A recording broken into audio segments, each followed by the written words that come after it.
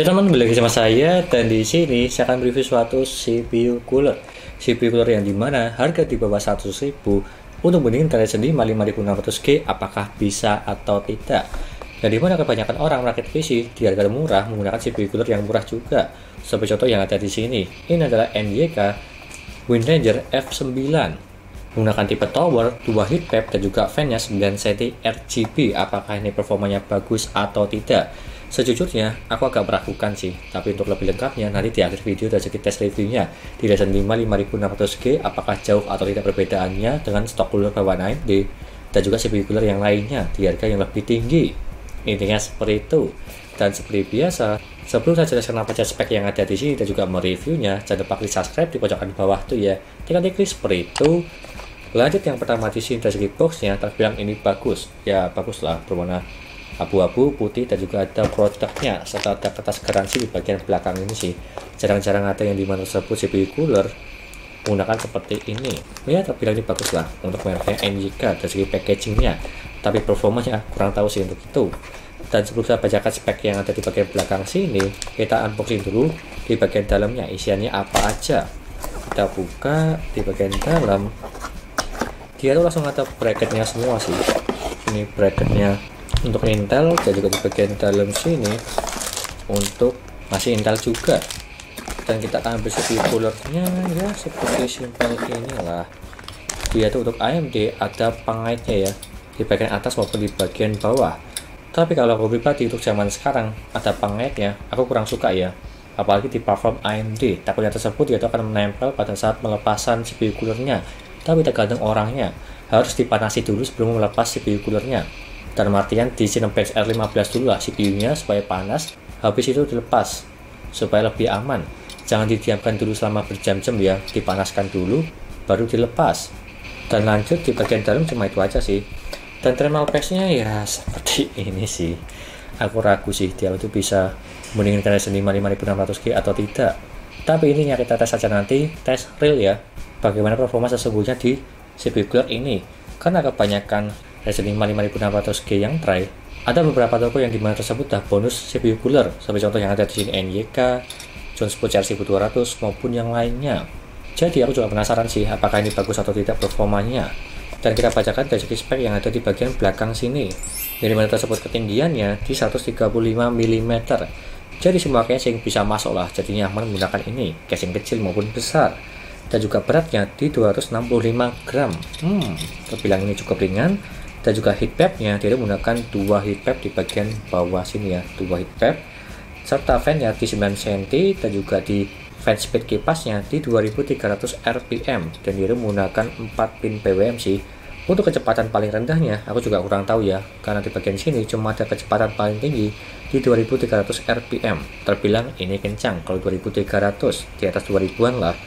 Dan juga ada segi noise kipasnya di 26 desibel serta tipe bearing yang menggunakan hydraulic bearing. Dan juga di bagian sini di website menggunakan 3 pin, tapi di sini menggunakan 4 pin. Ya agak bingung ya, lebih percaya di website atau di fisik yang ada di sini. Tapi aku juga kurang tahu sih stabil kecepatannya di 2300 atau menurun. Kita lihat aja nanti di kesimpulannya.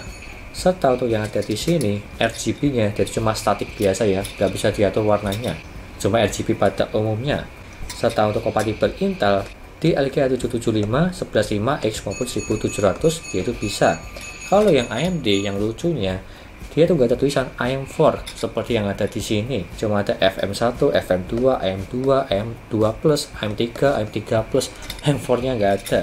Tapi kalau aku pribadi mungkin bisa lah dipasang di sini. Kita akan cek aja nanti apakah bisa atau tidak. Kalau misal nggak bisa ya saya ganti ke seri Intel Core i3 Gen 12 lah. Jadi tergantung ini bisa dipasang atau tidak. Kalau aku pribadi sih ya bisa dipasang lah. Intinya seperti itu. Dan di sini penampakan fan-nya berwarna putih, tapi dia itu RGB ya, ada warna-warnanya. Dan standar pada umumnya lah, heatsinknya tersebut dia itu standar ya, wajar sih. Untuk yang harga di sini, harga di bawah 100.000, di harga 80 sampai di 90.000. Beda toko, beda harga. Jadi aku penasaran apakah ini bagus atau tidak performanya. Ya seperti inilah standar pada umumnya, masih menggunakan pengait, agak jadul ya. Itu aja, nggak usah berlama-lama. Kita lanjutkan saja untuk pemasangan di Ryzen 5 5600G atau di soket AM4, apakah bisa atau tidak. dan habis itu direview perbandingan dari segi CPU cooler yang lainnya. Itu aja, lanjut ke pemasangannya dulu. Yuk.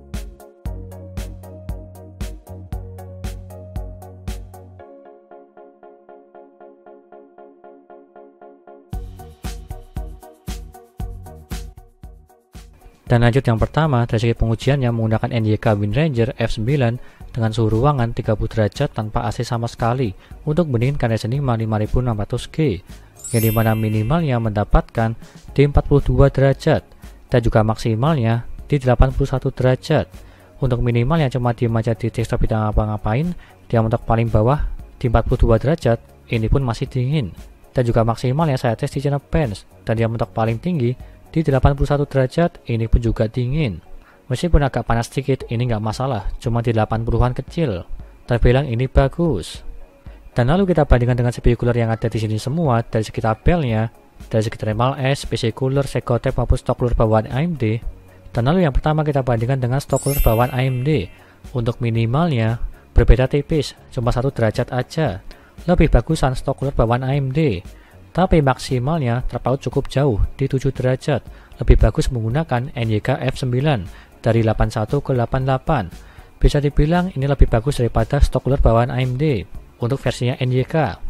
Dan kalau kita bandingkan dengan CPU cooler yang harganya murah di tabel ini di 199.000 di thermal SGT 390, kalau kita lihat minimalnya terpaut tipis 1 derajat, lebih dingin di thermal S, dan juga maksimalnya terpaut di 7 derajat.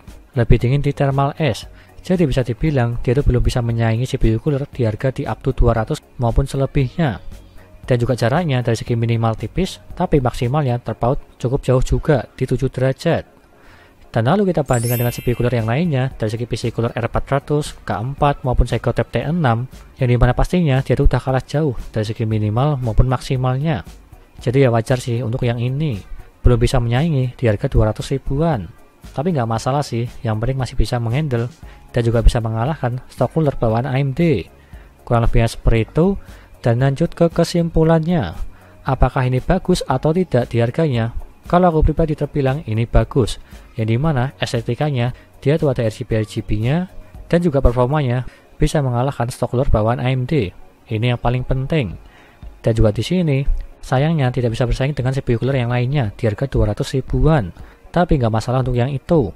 Dan apalagi desainnya dia itu simple, kecil, RGB, cuma tingginya di 135 mm.